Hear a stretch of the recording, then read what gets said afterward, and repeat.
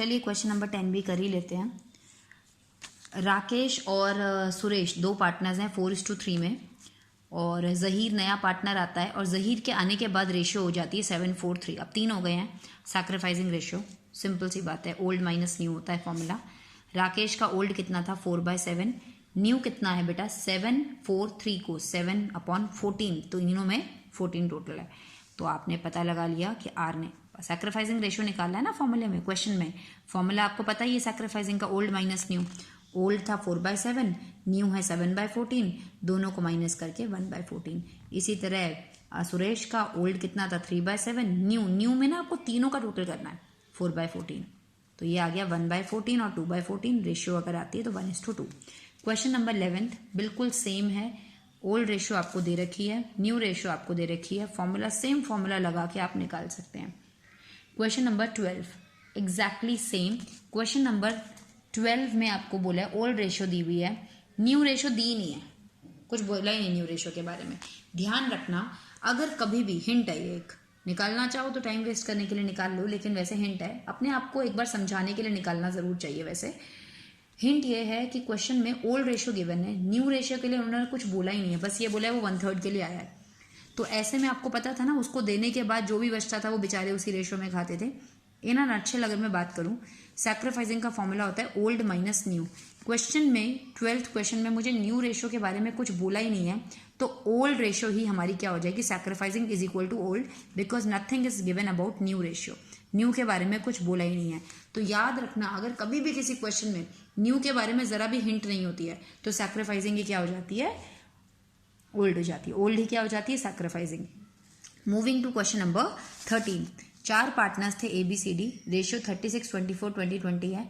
ये मैंने क्यों किया मुझे नहीं पता, पर ये आपको आता है। E को एडमिट हुआ है 20% के लिए, 20/100 का मतलब 1/5 होता है। E को हमें बिजनेस में एडमिट किया 1/5 के लिए, टोटल हिस्से में से 1 में से, पूरी रोटी में से 1/5 हमने उसको दे दिया, तो जो बचेगा हमारे पास क्वेश्चन में बता रखा है वो उन्होंने कैसे खाना है, 3/10, 4/10, 2/10 और 1/10। इस हिस्से को 4/5 को सब में मल्टीप्लाई करके आपको क्वेश्चन में न्यू रेशियो निकालनी है। आपको ये क्वेश्चन ऑलरेडी किया हुआ है आपने 1 to 9 के बीच में बहुत बार। क्वेश्चन नंबर 14 में आपके पास दो पार्टनर्स हैं X एंड Y 3:2। Z आया, X give 1/3 of his share, 1/3 of his share. X का शेयर कितना था 3/5, क्वेश्चन में लिखा है X गिव 1/3 ऑफ मतलब मल्टीप्लाई हिज शेयर मतलब 3/5, किसको दिया, Z को दिया। इसी तरह Y ने, Y का सीधा सीधा लिखा है Y gives 1/10 from his share. तो ध्यान यहाँ पे लैंग्वेज का, जब तक ऑफ नहीं लिखा मल्टीप्लाई करने की, X के लिए आपको निकालना पड़ा, लेकिन Y का उन्होंने सीधा सीधा दे रखा है, क्योंकि साफ साफ लिखा है Y ने उसको 1/10 दिया, किसी का 1/10 नहीं दिया, केवल लिखा है 1/10 दिया, ऑफ तो नहीं लिखा ना, तो Y का तो हिसाब क्लियर है, 1/10 दिया। न्यू निकालने के लिए आपको पता है ओल्ड में से सैक्रिफाइस हटा दो, ओल्ड कितना था 3/5 X का, दिया कितना उसने 3/15 दे दिया, बचा कितना वो उसका न्यू। Y का ओल्ड कितना था 2/5 था, उसने कितना दे दिया 1/10 दे दिया, उसके पास कितना बचा वो लिख दो। Z को कितने लोगों ने दिया, X ने भी दिया और Y ने भी दिया।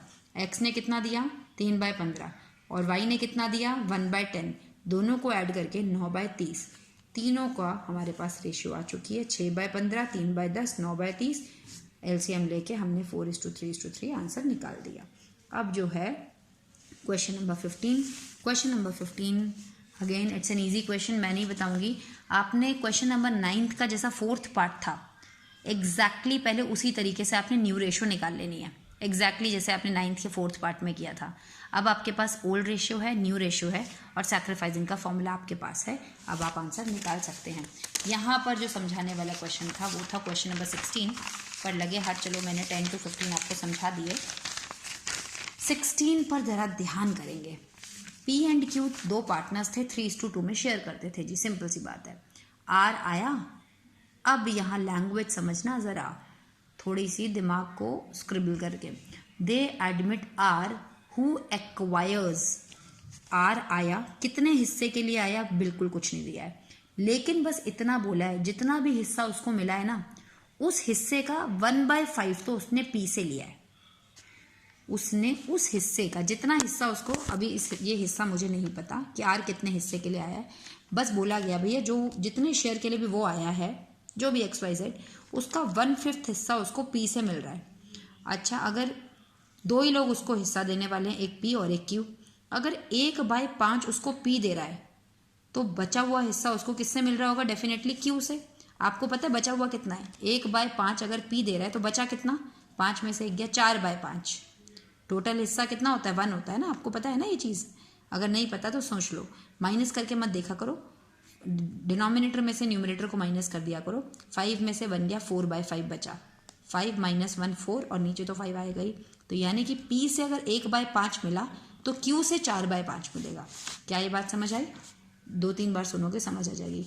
R कितने हिस्से के लिए आया ये नहीं पता, लेकिन क्वेश्चन में बोला R जितने भी हिस्से के लिए आया है उस हिस्से का 1/5 तो उसको P ने दिया है, तो Q ने कितना दिया होगा? Q ने मैडम उसको 4/5 दिया होगा।